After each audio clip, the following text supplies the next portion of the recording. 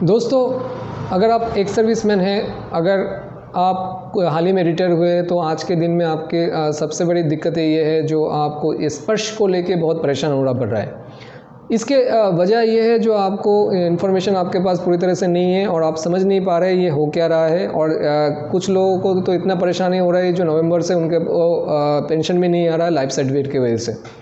तो कुछ चीज़ें जो है आपको पता होना चाहिए, जो मुझे पता है वो आपको आपके साथ में शेयर करना चाहता हूँ। हो सकता है आपके जो प्रॉब्लम्स है ये कुछ जो है दूर हो जाएगा और जो स्पर्श रिलेटेड कुछ डाउट्स है आपको वो भी आपको क्लियर हो जाएगा। स्पर्श क्या है इसके बारे में मैं आपको नहीं बात कर रहा हूँ क्योंकि आपको ऑलरेडी पता है। काफ़ी सारे वीडियोज़ भी है इसके ऊपर। स्पर्श एक 1 पॉइंट कॉन्टैक्ट है जिसके अगर कोई भी आपके पेंशन रिलेटेड इश्यूज़ है वो स्पर्श के थ्रू आपको जो है देखा जाएगा। जो भी चीज़ें हैं रिजॉल्व किया जाएगा स्पर्श के थ्रू। तो आपको और कहीं जाने की रिक्वायरमेंट नहीं है। जो भी चैनल्स थे बीच में पहले काफ़ी सारे, वो सब जो चैनल्स को जो है मिटा दिया गया है। लेकिन जब भी कोई नया चीज़ इंप्लीमेंट होता है तब कुछ दिक्कतें शुरू होती है और जो भी नए लोग होते हैं जिनके साथ ये स्टार्ट होता है उनको भी ये दिक्कतें का सामना करना पड़ता है। तो ऐसे जो दिक्कतें हो रही है इसकी सबसे बड़ी वजह यही है जो आपके पास इन्फॉर्मेशन नहीं है। अब इस वीडियो को देखते रहिए, मैं आशा करता हूँ आपके जो भी डाउट है इस वीडियो के अंदर मैं क्लियर कर पाऊँगा। नमस्ते दोस्तों, मैं हूँ देवराज और नौकरी के अड्डा चैनल में मैं आप सबको स्वागत करता हूँ। स्पर्श के बारे में बात कर रहे हैं। स्पर्श के बारे में सबसे ज़्यादा जो दिक्कतें हैं नवंबर के पेंशनर के बारे में, जिनके लाइफ सर्टिफिकेट नहीं जमा होने की वजह से उनको पेंशन नहीं मिल रहा है। लेकिन ऐसा नहीं है जो उन लोगों ने जमा नहीं किया है, उन लोगों ने लाइफ सर्टिफिकेट तो जमा किया ही होगा क्योंकि हर साल कोई करता है और कोई नहीं चाहता अपना पेमेंट जो है रुक जाए। लेकिन क्या हुआ है, उनका जो पेंशन है वो स्पर्श में माइग्रेट हो चुका है, लेकिन उन्होंने जो लाइफ सर्टिफिकेट है वो बैंक में जाके जमा किया होगा।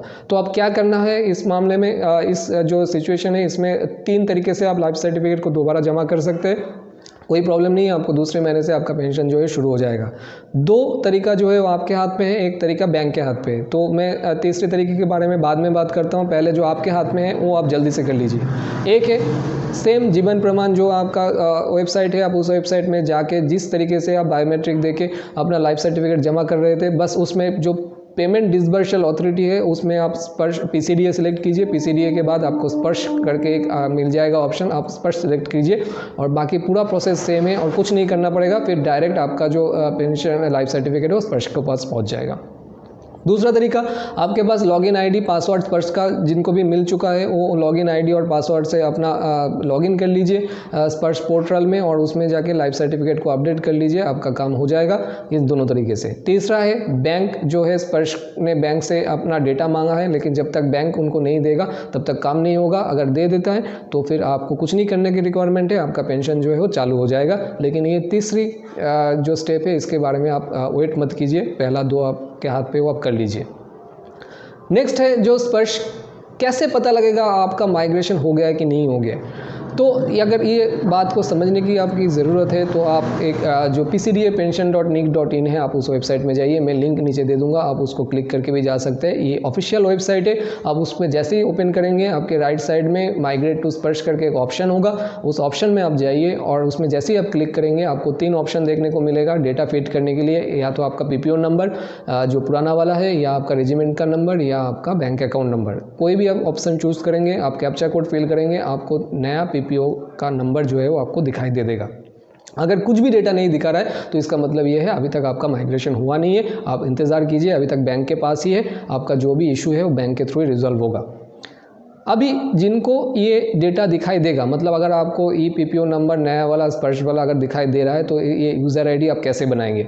बहुत ही सिंपल है दोस्तों, कुछ नहीं है। अगर सोच लीजिए एक एग्जांपल मैं दे रहा हूँ छोटा सा, अगर आपका PPO आईडी नंबर 1 2 3 4 5 6 7 8 9 है तो आपका यूज़र आईडी स्पर्श का होगा 1 2 3 4 5 6 7 8 9 0 1। लास्ट में सफिक्स में आपको 01 लगाना है, यही आपका यूज़र आईडी है।